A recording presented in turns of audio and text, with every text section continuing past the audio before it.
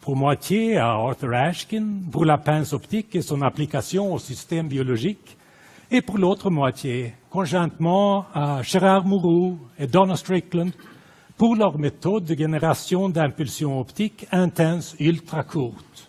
Bonjour Marc Guillon, merci d'être aujourd'hui avec nous sur Fréquence pour nous parler du prix Nobel 2018 de physique qui a été décerné à Arthur Ashkin pour ses pinces optiques et ses applications au système biologique. Marc Guillon, tu es un ancien Cachanais. Tu as passé l'agrégation en 2003 pour ensuite rejoindre le master laser et matière à Orsay. Et tu as notamment étudié le piégeage optique pendant ta thèse de 2004 à 2007, mais également dans ton post-doc de 2007 à 2008 en Grande-Bretagne. Et tu es maintenant professeur à l'université Paris-Descartes, professeur pour le master Mona Bifotte que nous avons ici à l'ENS, et également chercheur au laboratoire de neurophotonique à Paris-Descartes. Donc tu vas nous parler d'Ashkin. Alors un simple petit rappel, Ashkin est un physicien américain qui a notamment travaillé pour les laboratoires Bell. C'est là qu'il a réalisé ses expériences sur les lasers et notamment le piégeage optique. Donc comme tu as beaucoup travaillé sur le piégeage optique, est-ce que tu as déjà eu l'occasion de rencontrer Monsieur Ashkin ? Alors non, jamais, puisque quand j'ai commencé ma thèse en 2004, donc de 2004 à 2008, j'ai travaillé sur les pinces optiques, sur les pièges optiques. Arthur Ashkin était déjà assez âgé et retraité. En revanche, on en parlait beaucoup dans les conférences. Donc au début des années 2000, il y avait une sorte de bulle spéculative scientifique autour du sujet du piégeage. D'abord en raison des réalisations majeures qui avaient été faites en biologie et pour les atomes, et probablement relancé aussi par le prix Nobel de 97 sur le refroidissement d'atomes froids qui avait été décerné à Claude Cohen-Tanucci en particulier. Et qu'est-ce que ce prix Nobel t'a inspiré ? Alors en 97 déjà, a posteriori, en 97 j'étais trop jeune pour connaître Arthur Ashkin, mais en 97 a posteriori c'était un petit peu surprenant que Arthur Ashkin n'ait pas déjà été gratifié du prix Nobel, dans la mesure où il avait contribué de façon très significative au piégeage. Alors pas au piégeage d'atomes directement, mais c'est lui qui la première fois a eu l'idée d'utiliser la pression de radiation pour piéger des petits objets. Et dès son premier papier en 1970, il suggérait déjà de piéger des atomes compte tenu de la section efficace énorme des atomes par rapport à leur taille physique. Donc ce prix Nobel a été un petit peu surprenant.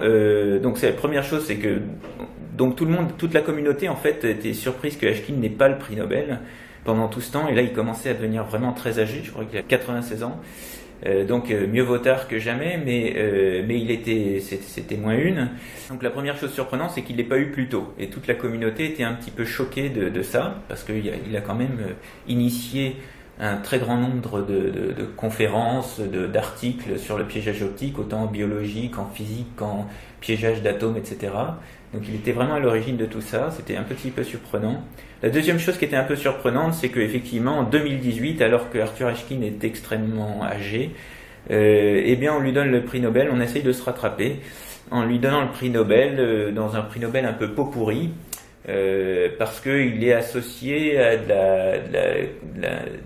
l'amplification par compression d'impulsion laser. Le prix Nobel est largement mérité, mais on a le sentiment qu'il n'y a pas assez d'un prix Nobel par an pour gratifier tous les bons scientifiques de ce monde.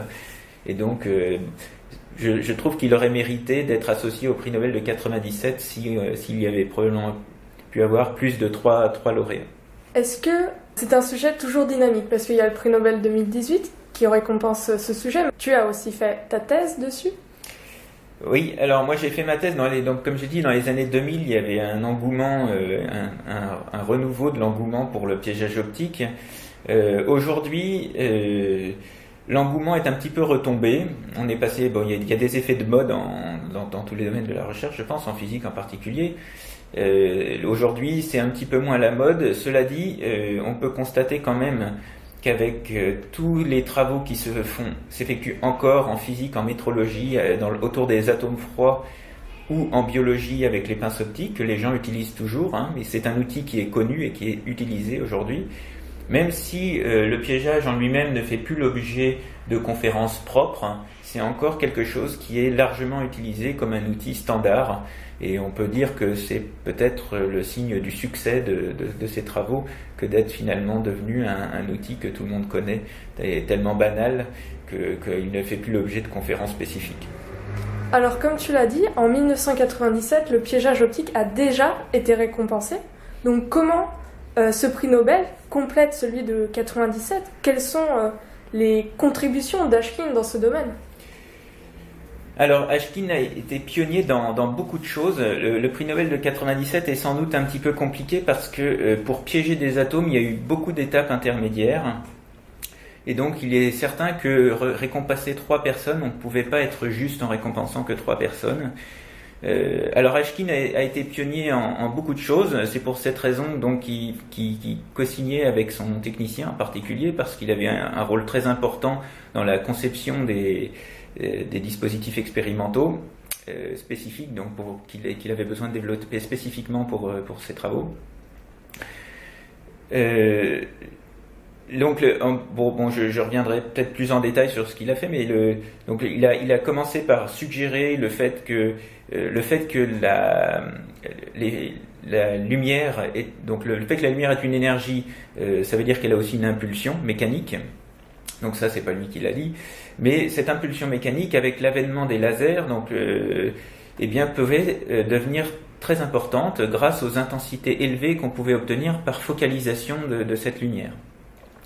Donc c'est aussi assez lié au développement technologique des lasers, qui étaient beaucoup moins performants qu'aujourd'hui.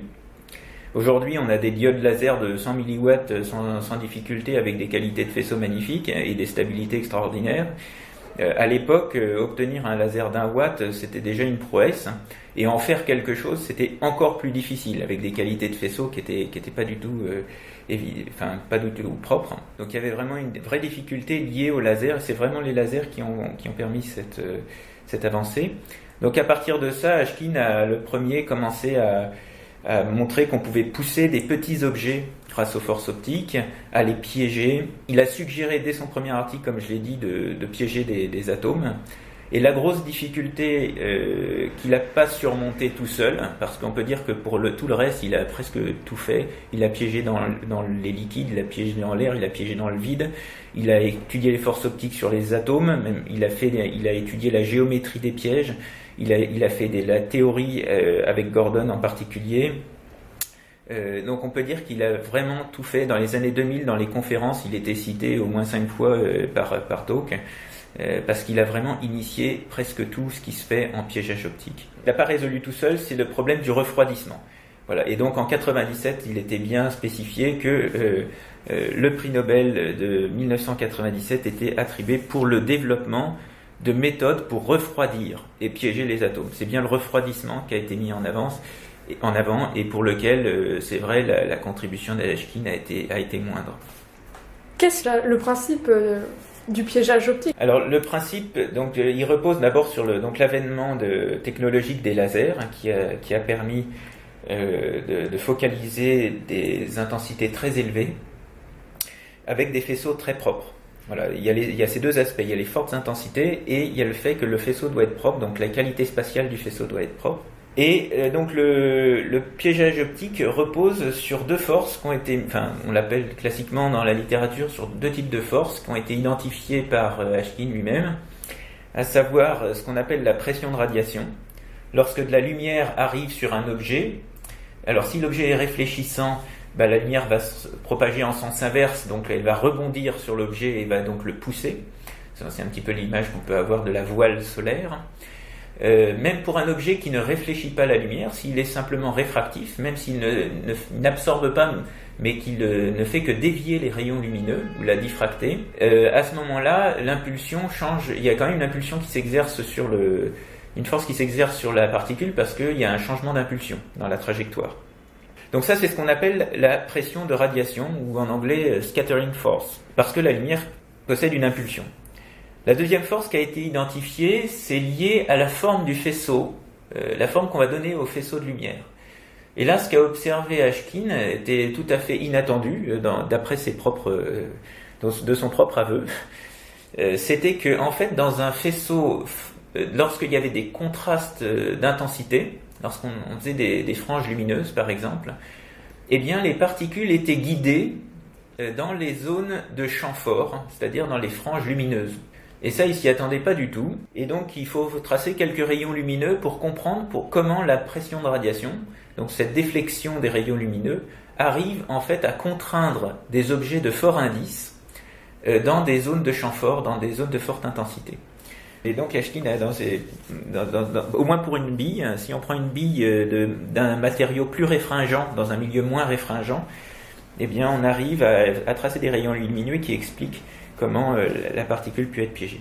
Donc à partir de ces deux forces, la pression de radiation, ces deux forces c'est la même origine, mais en fait c'est ce qui permet de comprendre les choses avec les mains, la pression de radiation et la force de gradient, il en est arrivé à concevoir l'idée d'une pince optique.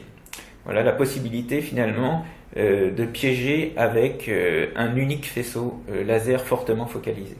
Alors on peut aussi piéger des particules de moindre indice, c'est-à-dire par exemple des bulles d'air dans l'eau. Mais à ce moment-là, ça suppose de concevoir des faisceaux qui sont sous forme de tuyaux, de manière à ce que, puisque c'est les forts indices qui vont avec les fortes intensités lumineuses, si on veut piéger quelque chose de faible indice, ça veut dire qu'on va devoir le confiner dans des murs de forte intensité.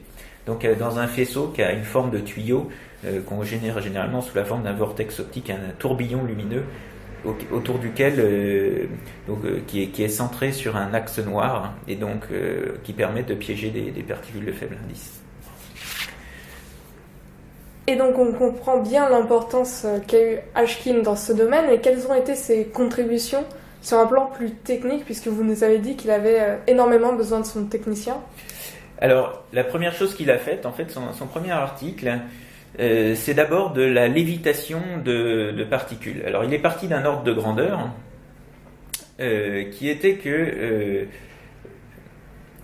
que finalement avec un faisceau d'1 watt sur un objet de 1 lambda, d'une longueur d'onde, on arrivait à des forces de l'ordre de 10 nanonewtons.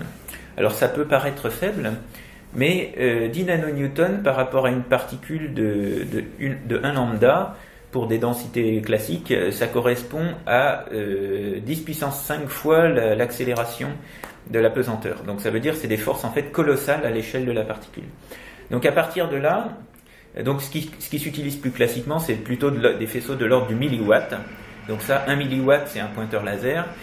Alors il vaut mieux avoir un petit peu de marge, mais voilà, avec un pointeur laser, on y arrive.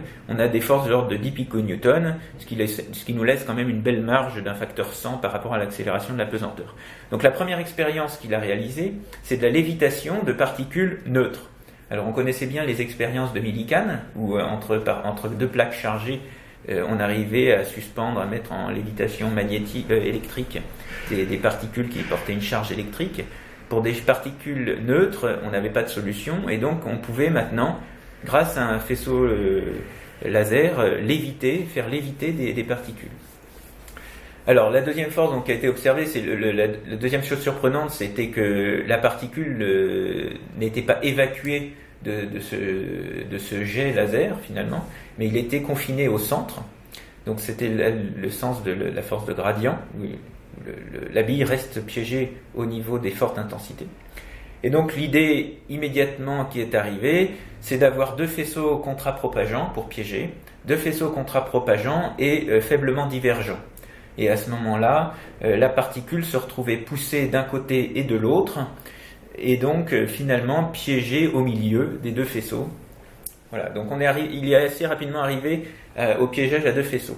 Il a fait ça d'abord dans les liquides, parce qu'on a la poussée d'Archimède qui aide un petit peu à soutenir les particules, donc ça peut se faire dans les liquides avec des intensités moindres.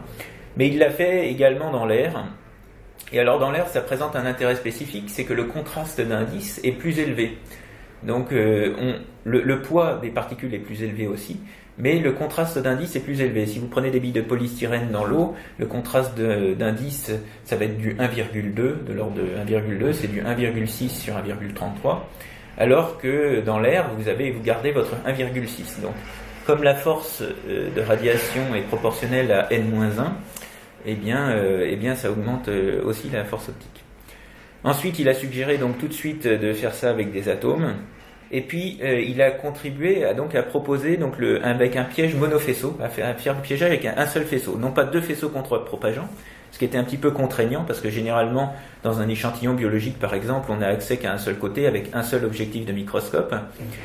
Eh bien, avec un seul faisceau, il a montré que donc si on focalisait fortement un faisceau lumineux, eh bien naturellement, on va avoir un point de forte intensité. Alors, on va avoir une pression de radiation qui va pousser la bille vers le haut, d'accord, et qui va avoir tendance à l'éjecter finalement, à la pousser vers le haut indéfiniment, jusqu'à ce que la pesanteur compense. Mais en fait, comme le faisceau est très fortement focalisé, eh bien cette pression de radiation va être compensée par la force de gradient, c'est-à-dire que la particule va rester coincée à l'endroit où l'intensité est le plus fort. Voilà. Et ce qu'il y a de magnifique, c'est que finalement la pression de radiation arrive à être plus faible que cette force de gradient, cette force de confinement par les intensités fortes. Et donc c'est ça qu'on appelle une pince optique. C'est un faisceau fortement focalisé, un faisceau laser fortement focalisé, avec un point chaud, si on peut dire, et qui permet de piéger au niveau de ce point chaud une particule de fort indice. Voilà. Et puis il a ensuite contribué, à partir du moment où le piégeage d'atomes est apparu, où les gens se sont intéressés à ça, même s'il l'a suggéré en premier, c'est pas lui qui a initié les premières expériences, mais il a contribué un petit peu aussi en étudiant notamment la force de gradient sur les atomes. Donc il a fait tomber, il a pu constater avec un jet atomique qu'en fait il a pu focaliser ce jet atomique grâce à la force de gradient. Donc grâce à un faisceau laser, il arrivait à confiner ce jet atomique. Voilà, donc c'est ça les principales contributions d'Eshkin. Et quelles sont les réalisations majeures liées au piégeage optique ? Alors en physique, je vais pas pouvoir développer trop le sujet, c'est pas mon sujet, mais donc dans le domaine de la métrologie, il y a tout ce qui est fontaine atomique, horloge atomique, etc., qui s'est beaucoup développé, qui est encore très dynamique aujourd'hui. Dans le domaine de la biologie, en fait, que je connais un petit peu mieux et qui est plus spécifiquement rattaché aux travaux d'Eshkin, qui a finalement peu piégé des atomes. Dans le domaine de la biologie, il y a eu l'avantage, en fait, ça a été de pouvoir saisir avec des forces relativement faibles, mais dont la force pouvait finalement être réglée grâce à l'intensité laser, de pouvoir régler appliquer des forces faibles à des objets biologiques tels que des cellules ou des micro-organites, des choses comme ça. Et les forces mécaniques ont un rôle important en biologie, et notamment la réalisation la plus importante qui a été faite en biologie, ça a été le dévoilement du mécanisme de certains moteurs moléculaires, typiquement la kinésine ou la myosine. Donc un moteur moléculaire, c'est une macromolécule biologique qui se déplace dans les cellules et qui se déplace de manière déterministe le long des microtubules ou des filaments lactiques qui forment la structure, en fait, la structure interne de la cellule. C'est un peu l'échafaudage qui lui permet de tenir debout. Et donc il se déplace le long de ces tubes, de ces microtubules, en brûlant de l'ATP. Voilà. Et le mécanisme de marche de ces moteurs moléculaires n'était pas connu. Et évidemment parce que, donc en fait, il se trouve que la myosine, en fait, c'est une macromolécule qui est formée qui a deux pieds, deux jambes enroulées l'une autour de l'autre, avec deux petits pieds au bout. Et à chaque pas, il brûle une molécule d'ATP, et il fait des pas de l'ordre de 10 nanomètres. Donc pour pouvoir mesurer l'avance de ce moteur moléculaire, il fallait, donc ce qui a été fait, c'est d'attacher une bille à ce moteur moléculaire, et ensuite de piéger cette bille, et de voir comment cette bille se déplaçait dans le piège. Donc ça a permis de voir, repérer la position très précisément d'une bille, c'est facile. D'un moteur moléculaire, c'est beaucoup plus difficile. Donc là, il a été possible de voir comment la bille s'écartait du centre du piège optique. Et donc, grâce à une procédure de calibration, on savait rattacher ce déplacement physique à une force mécanique. Et donc, plus la particule se déplace du centre, et ça veut dire plus la force exercée est importante. Et on savait calibrer ça. Et donc, on a pu mesurer la force exercée par ces moteurs moléculaires. On a pu calculer le pas à chaque pas de ce moteur moléculaire, donc de l'ordre de 10 nanomètres. On a pu mesurer l'énergie d'attachement aux microtubules. Et donc ça a été une avancée très importante dans le domaine de la biologie. Alors, on peut citer également les travaux qui ont été réalisés pour mesurer d'autres types de forces mécaniques, comme sur les flagelles de bactéries, sur les forces du cytosquelette, qu'exerce le cytosquelette, par exemple à la surface de la membrane. On a pu piéger des globules rouges, des microtubules uniques, et puis mesurer aussi donc les forces sur les membranes. Donc parce que les tensions de surface de membrane sont importantes dans tout ce qui concerne l'exocytose, c'est-à-dire la libération de vésicules par les cellules, donc dans tout ce qui est transmission neuronale en particulier. Donc la force de surface, donc pour mesurer ces forces de surface, on a besoin de mesurer des petites forces, et ça se fait typiquement avec des pinces optiques. Et puis il y a également eu beaucoup de travaux réalisés sur l'ADN, en attachant des billes à des molécules d'ADN. Alors des billes, c'était pas forcément du piégeage optique, ça pouvait être des pinces magnétiques aussi, où là, avec une pince magnétique, l'avantage c'est qu'on accroche une bille magnétique et on a un petit aimant qu'on peut tourner dans un sens, dans un autre. Donc on peut enrouler l'ADN, dérouler l'ADN. Avec les pinces optiques, on peut tirer dessus, mesurer les énergies de liaison, ou bien simplement mesurer la force anthropique qui est liée au fait que l'ADN s'enroule spontanément sur lui-même, simplement pour une raison anthropique qui est qu'il cherche à faire une pelote et non pas à s'étendre de tout son long. Voilà. Donc dans tous ces domaines en biologie, c'est un outil qui est encore largement employé par toute la communauté, qui ne s'intéresse pas forcément spécifiquement au mécanisme de la force optique, mais c'est un outil qui maintenant est bien connu et répandu dans la communauté de la biologie. Alors, tu nous donnes beaucoup d'applications biologiques, mais toi, tu as étudié le piégeage optique pendant ta thèse, et qu'est-ce que tu faisais? Tu ne l'utilisais pas pour l'appliquer simplement à la biologie? Non, alors à mon époque, en fait, dans les années 2000, j'ai oublié un point, c'est que finalement, donc pourquoi dans les années 2000 il y a eu un renouveau aussi pour le piégeage optique? Parce qu'on s'était rendu compte, donc notamment un collaborateur, Jean-Marc Fournier, que en fait il pouvait y avoir des forces de cohésion optique. Alors comment ça marche? C'est-à-dire que si la lumière peut exercer des forces sur les objets, donc un faisceau laser peut exercer une force sur un petit objet. Mais cet petit objet diffuse de la lumière. Donc s'il a un petit compagnon à côté, s'il y a un autre petit objet à côté, eh bien cette lumière diffusée par le premier objet vers le deuxième objet va pouvoir exercer une force. Et alors cette force n'est pas forcément répulsive. Et ça c'était extraordinaire, c'est-à-dire qu'en fait ce qui se passe, c'est que la lumière diffusée va interférer avec la lumière incidente, créer une sorte de frange lumineuse. Et donc la deuxième particule va se trouver piégée dans ce système de frange lumineuse par la force de gradient. Et donc ces forces de cohésion optique, ça c'était quelque chose d'extraordinaire. Ça veut dire que donc il y avait un papier dans Science où on parlait de faire de la matière optique dont la force de cohésion serait simplement la lumière.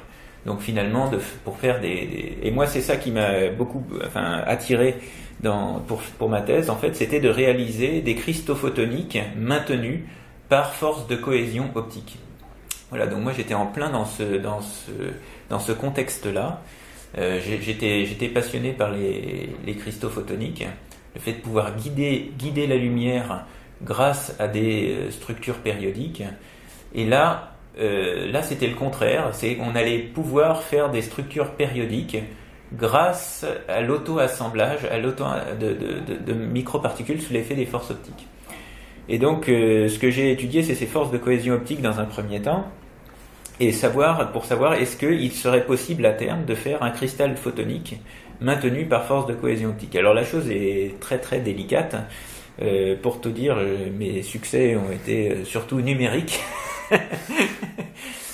Et la raison principale à ça est très jolie pour les physiciens qui nous écoutent. C'est-à-dire que en fait, le cristal va commencer par se former au début.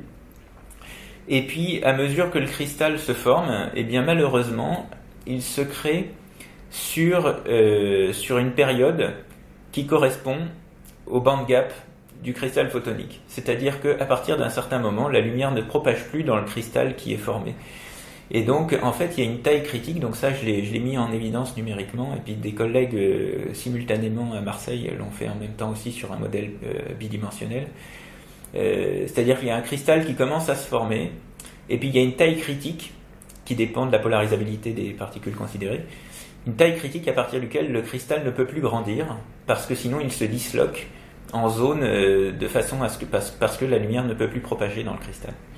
Voilà, donc j'ai commencé comme ça, et puis ensuite j'ai fait de la spectroscopie. Ce qui m'a intéressé, c'était donc de quantifier ces forces d'interaction optique. Donc j'avais besoin de connaître précisément la taille des objets que je manipulais, sachant que la lumière en fait peut être piégée dans ces structures à fort indice, selon des résonances qu'on appelle des résonances de galerie, c'est-à-dire que la lumière peut tourner en continu à l'intérieur de gouttelettes, des gouttelettes par exemple, avec des facteurs de qualité qui dépassent largement les facteurs de qualité des cavités laser classiques, même avec des particules de l'ordre de quelques microns.